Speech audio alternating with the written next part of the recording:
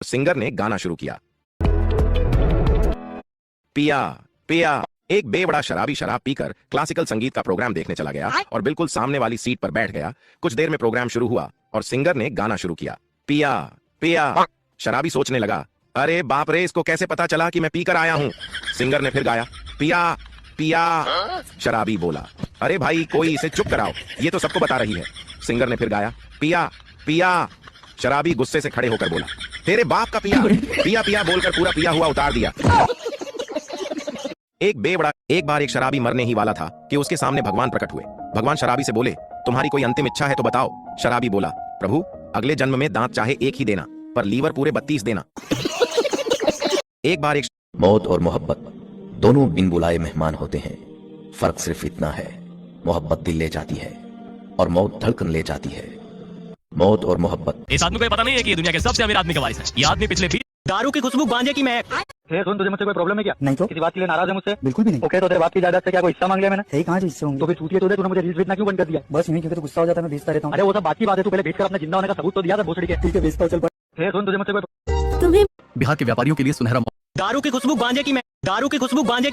मैंने मोटरसाइकिल से अपने घर जाते समय एक ब्लैक लेबल की बोतल खरीदी। मोटरसाइकिल स्टार्ट की और घर की ओर चल पड़ा। फिर मेरे दिमाग ने काम किया और मैंने सोचा, अगर कहीं रास्ते में मैं गिर गया तो बोतल टूट जाएगी, तो घर पर जाकर मैं क्या पीऊंगा। इसलिए मैंने पूरी बोतल वहीं पी ली।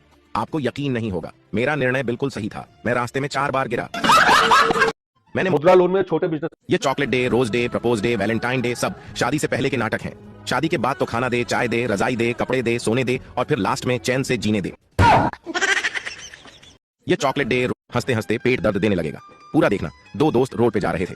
सामने से एक ट्रक आया। पहला दोस्त बहुत ज्यादा ही डर गया और कोने में छुप गया। दूसरा दोस्त पूछा, भाई तुम ट्रक से इतना क्यों डरते हो?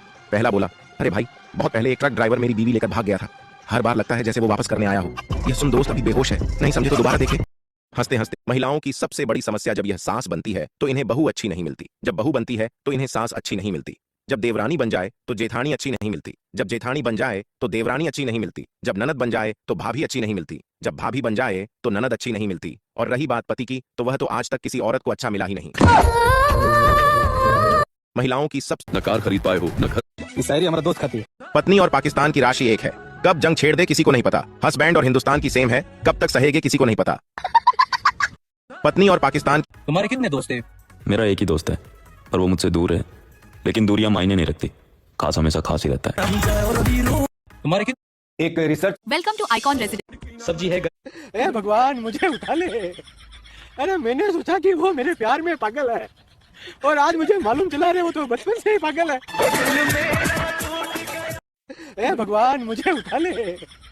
अरे मैंने सोचा कि वो मेरे प्यार में पागल है और आज मुझे। सुबह सुबह मियाँ बीवी का झगड़ा हो गया। बीवी गुस्से में बोली, बस बहुत कर लिया बर्दाश्त, अब 1 मिनट भी तुम्हारे साथ नहीं रह सकती। पति भी गुस्से में था, बोला मैं भी तुम्हें झेलते झेलते तंग आ चुका हूँ। पति गुस्से में ही दफ्तर चला गया। पत्नी ने अपनी माँ को फोन किया और बताया कि वो सब छोड़ छाड़ कर बच्चों समेत मायके आ रही है। माँ ने कहा, बेटी बहू बन के आराम से वहीं बैठ, तेरी बड़ी बहन भी अपने पति से लड़कर आई थी और इसी जिद में तलाक लेकर बैठी हुई है। अब तूने वही ड्रामा शुरू कर दिया है, खबरदार जो तूने इधर कदम भी रखा तो। माँ ने लाल झंडी दिखाई तो बेटी के होश ठिकाने आ गए और वो फूट फूट कर रोने लगी और फिर मुंह हाथ धोकर फ्रेश हुई और पति के पसंद की डिश बनाना शुरू कर दी। सोचा कि शाम को पति से माफी मांग लूंगी। पति शाम को जब घर आया तो पत्नी ने उसका अच्छे से स्वागत किया, जैसे सुबह कुछ हुआ ही ना हो। पति को भी हैरानी हुई। खाना खाने के बाद पति बोला, कभी कभार मैं भी ज्यादा अति कर देता हूँ, तुम दिल पर मत लिया करो, इंसान हूँ, गुस्सा आ ही जाता है। पत्नी दिल ही दिल में अपनी माँ को दुआएं दे रही थी, वरना तो जज्बाती फैसला घर तबाह कर देता। अगर माँ बाप अपनी शादीशुदा बेटी की हर जायज नाजायज बात को सपोर्ट करना बंद कर दे तो रिश्ते बच।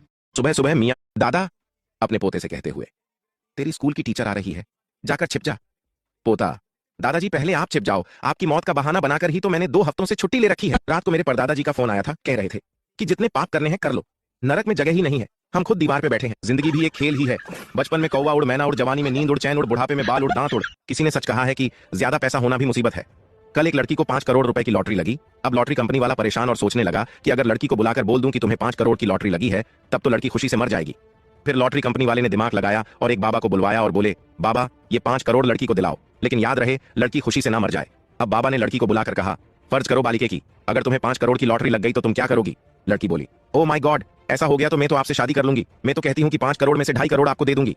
अब ये सुनकर बाबा ही खुशी से मर गया। साला जब से फोन पे, गूगल पे, पेटीएम आया है, तब से रोड पर पैसा मिलना ही बंद हो गया है। और बताओ आप कहां से हो, लवपुर, सिंगलपुर, ब्रेकअपपुर या जिंदगी झंडपुर से? दादा अपने पोते से कहते हुए, तेरी स्कूल की टीचर आ रही है, जाकर छिप जा।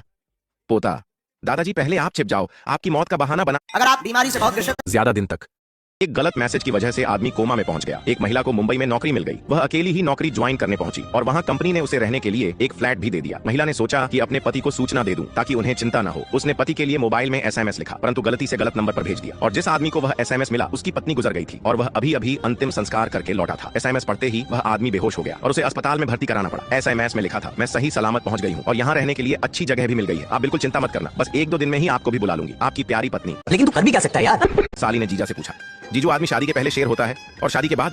जीजा ने सोच के बोला, साली साहिबा शेर तो शेर ही रहेगा, शादी के बाद भी शेर ही रहता है। साली, तो फर्क क्या हुआ? जीजा, फर्क सिर्फ ये है कि शादी के बाद शेर पर दुर्गा बैठ जाती है। ये सुन साली ठाके लगा के हंसने लगी। नहीं समझे तो दोबारा देख ले। साली ने जीजा से, आज शुक्रवार है। प्रणाम, मैं निखिल प्रकाश आप सभी का स्वागत करता हूँ। मैंने एक दिन मंदिर की दान पेटी में एक सिक्का डालकर भगवान से अच्छे दोस्त को मांगा। तब भगवान ने तुम सबको मेरी जिंदगी में भेजा और बोला, 1 रुपए में ऐसे ही बागड़ बिल्ले मिलेंगे। एक बार एक शराबी